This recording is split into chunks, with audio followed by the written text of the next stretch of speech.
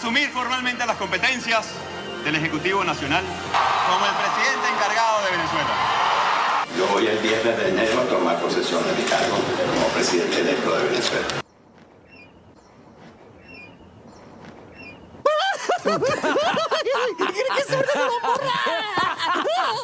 El Oriente Medio, la cuna de la civilización, es rico con historias de grandes reyes, profetas y filósofos.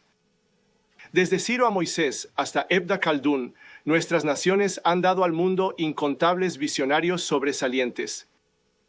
Líderes como Anwar Sadat, el rey Hussein, Menachem Begin, el rey Faisal y mi padre también se hicieron cargo de buscar la paz para nuestro pueblo. Pero durante 45 años, demasiados de nosotros hemos sido obligados a vivir en miedo. Miedo al próximo ataque terrorista, miedo a la guerra, miedo a la inestabilidad económica, miedo al chantaje nuclear. Eso es porque hace 45 años mi país fue tomado como rehén por un régimen radical que busca no solo mantener a mi pueblo en cadenas, sino exportar su revolución a vuestros países y a vuestro pueblo. Está tratando de destituir al reino hachemita y deslegitimizar a los custodios de las dos mezquitas sagradas. Y ahora ha llevado nuestra cuna de civilización al cielo de la guerra regional. Y hoy vine a conocerte con un mensaje. Esta no es la guerra del pueblo iranio. Es la guerra perpetuada por Ali Khamenei y su régimen opresivo. Los tiranos de Teherán fomentan su guerra en el fervor del nacionalismo iranio, pero él no representa nuestra nación.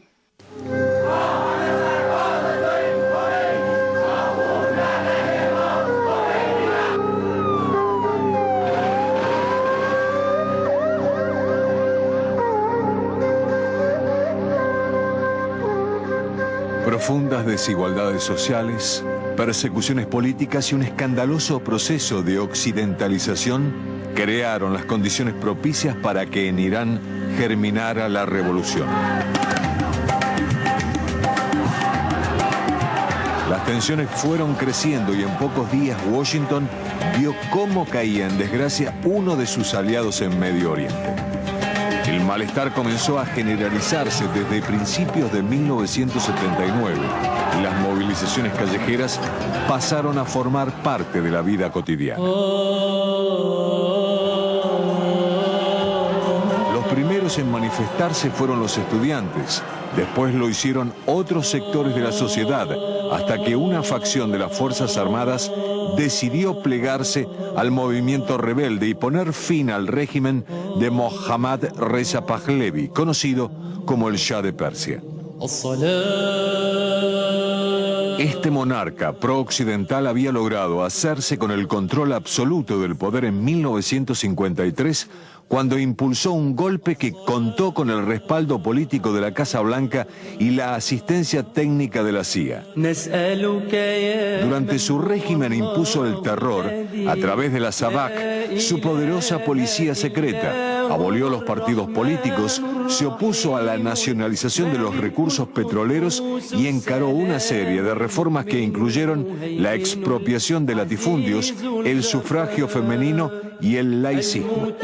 Estos cambios fueron presentados bajo el nombre de Revolución Blanca, pero solo beneficiaron a un sector minoritario, mientras el grueso de la población comenzaba a ver con espanto cómo se acentuaban la desigualdad y la exclusión. Al rechazo interno a las políticas del Shah se le sumó la actividad fronteras afuera del ayatolá Ruhollah Khomeini. Este clérigo chiita había comenzado a ejercer la oposición desde el vecino Irak, donde se exilió en 1964. Por presión de las autoridades de Teherán y de Washington, en 1978 Bagdad expulsó a Khomeini, quien se trasladó a Francia. Fue entonces cuando aprovechó su estadía en un pueblo de las afueras de París para fortalecer su imagen internacional, concediendo 132 entrevistas en un lapso de 4 meses. En Irán, en tanto, La agitación fue en ascenso.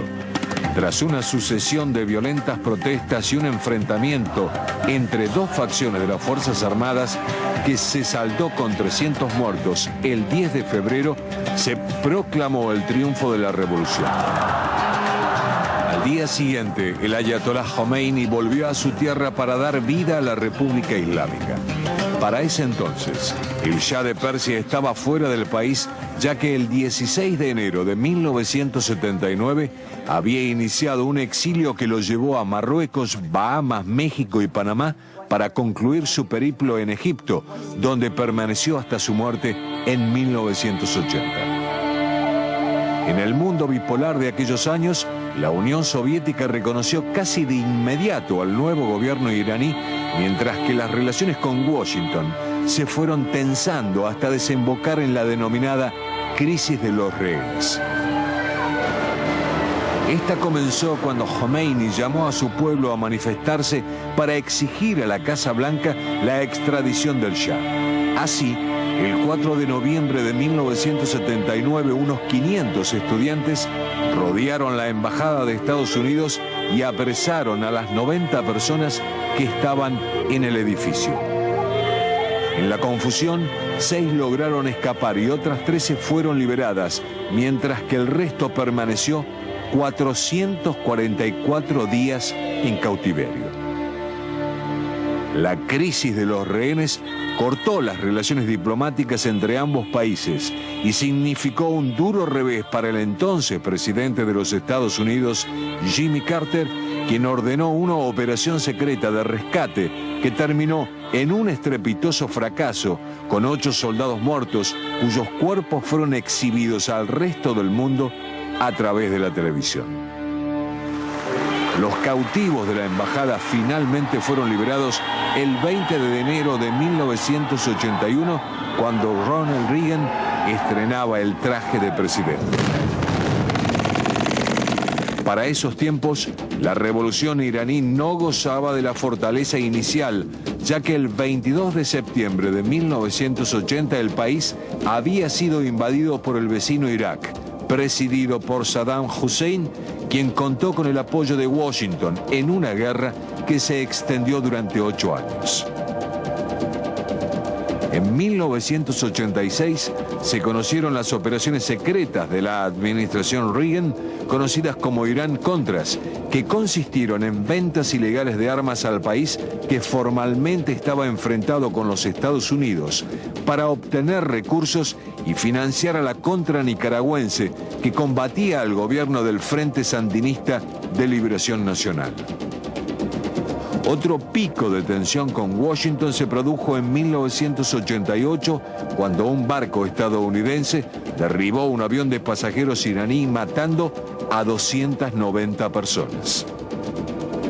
El 29 de enero de 2002, el entonces presidente George Bush incluyó al país junto con Irak y Corea del Norte en el eje del mal, y en 2006 la ONU impuso sanciones exigiendo el desmantelamiento del programa nuclear. 30 años después del triunfo de la revolución y de la consecuente ruptura de relaciones diplomáticas, el flamante inquilino de la Casa Blanca comenzó a enviar algunas señales en son de paz. Desde Teherán, el presidente Mahmoud Ahmadinejad no tardó en reaccionar a los guiños de Barack Obama y se mostró dispuesto al diálogo, siempre que se produzca un cambio estratégico en la política exterior de Washington. Ambos mandatarios saben que los antagonismos nunca son eternos y también saben que no se pueden tener tantos enemigos juntos en una misma región.